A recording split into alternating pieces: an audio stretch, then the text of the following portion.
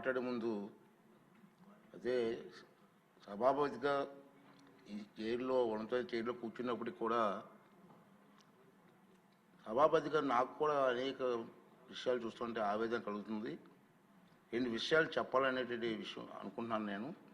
మనం చూస్తున్నాం రోజు టీవీలో కానీ సోషల్ మీడియాలో కానీ వాళ్ళు ప్రెస్ మీట్లో కానీ ఆ మాట్లాడే తీరు ఏమిటండి అర్థం కాదు. మళ్ళీ మేమే వస్తాం లేక పేకలు కోసేస్తాం. ఏంటండి అంతు చూస్తాం మాటలు రఫరఫాట సినిమా డైలాగ్ రఫరఫ ఏంటి నాకు అర్థం కావట్లేదు. ఒక రాజకీయ పార్టీ ప్రజాస్వామ్యం మీద గౌరవం ఉన్న వాళ్ళు ఎవరు కూడా ఈ విధంగా మాట్లాడరండి. ఉంటే రాజకీయాల్లో రామారావు గారి దగ్గర నుంచి రాజకీయాల్లో ఉన్నాం. ఒకటే చెప్తాను నేను, రాజకీయ పార్టీలు అన్న తర్వాత ప్రజాస్వామ్యంలో ఓడుతూ ఉంటాం, గెలుస్తూ ఉంటాం. మహానుభావుడు ఎన్టీ రామారావు గారే ఒక టైంలో ఓడిపోయాం అందరు పార్టీలు. కానీ ఎప్పుడైనా మాట్లాడి ఇందిరాగాంధీ ఓడిపోలేదండి మహానాయకురాలు. అంటే ఓడిపోతే రఫరఫా ఏంటి నాకు అర్థం. ఇవన్నీ కూడా ప్రజాస్వామ్యం ప్రజలు కూడా ఖండించవలసిన అవసరం ఉందని చెప్పి ఈ వేదిక ద్వారా మనకు చేయాలన్న ఉద్దేశం. మీరు చూశారు ఇవాళ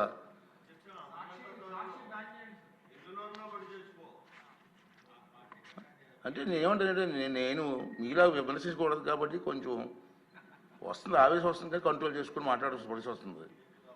ఇంకా ఏం చేస్తామంటే నేను చూశాను ప్రజాస్వామ్యంలో గెలవచ్చు ఓడిపోవచ్చు. రాష్ట్ర అభివృద్ధిని దృష్టిలో పెట్టుకొని అందరు నాయకులు ముందుకు వెళ్ళాలి తప్పించి ఇష్టం వచ్చి మాట్లాడాలండి.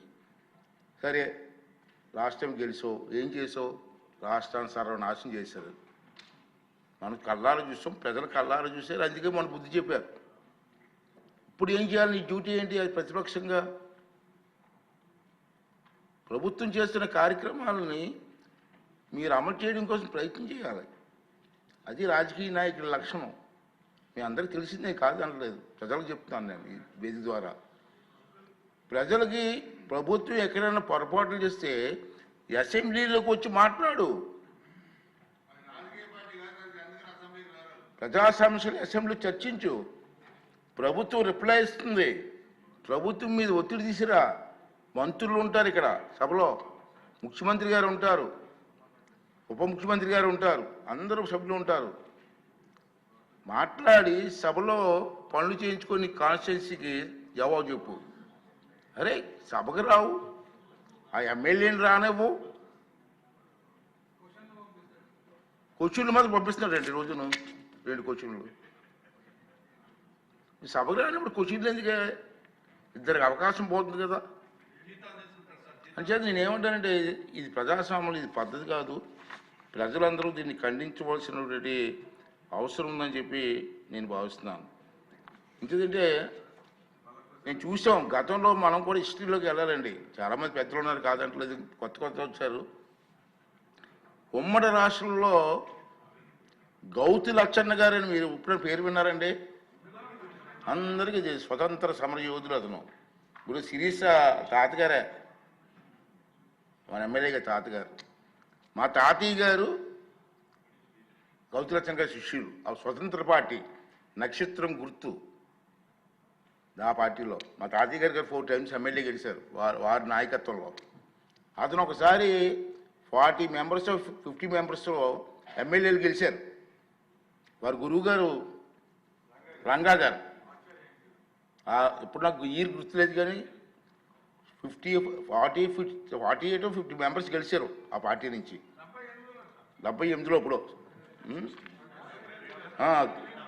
78 జనతా పార్టీ నుంచి 60 మంది సభ్యులు గెలిచారండి ఆ పార్టీలో. గెలిస్తే ఏమైందంటే గౌతి లక్షణ గారికి ప్రతిపక్ష హోదా ఇచ్చారు. నెంబర్ సరిపోయిందని. ఇక్కడ మీరు గుర్తుంచుకోవాల్సి చెప్తున్నాను, మీకు మాట్లాడాలా. నెంబర్ సరిపోయిందని గౌతి లక్షణ గారికి ప్రతిపక్ష హోదా ఇచ్చారు.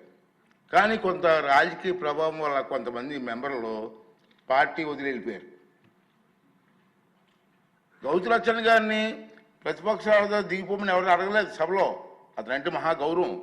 కానీ గౌతులచ్చన్న గారు ఒక రోజు సభకు వచ్చి నా సబ్జెక్టు నన్ను వదిలేసి వెళ్ళిపోయారు కొంతమంది, నేను ప్రతిపక్షంలో హోదాలో ఉండే అర్హత నాకు లేదు, నేను రాజీనామా ఇచ్చి వెళ్ళిపోతానని వెళ్ళిపోయారు. అదే మనిషి అంటే, అది నాయకత్వ లక్షణాలు అంటే ఏంటిది? గౌతులచ్చన్న గారు ఎవరు డిమాండ్ చేయలేదు.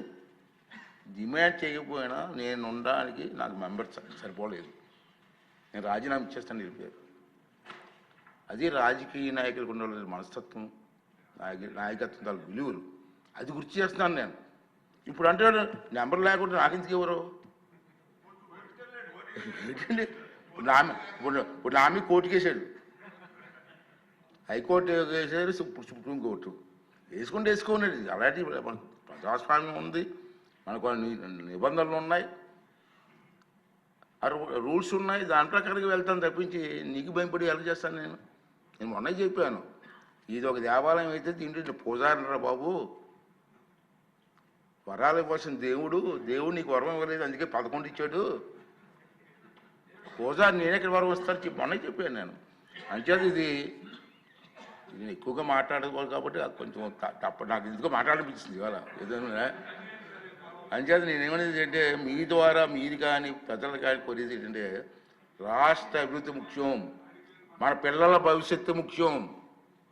దానికోసం అందరూ కలిసి పనిచేయాలి తప్పించి ఇటువంటి దుర్మార్గాలు చేయడం మంచిది కాదు.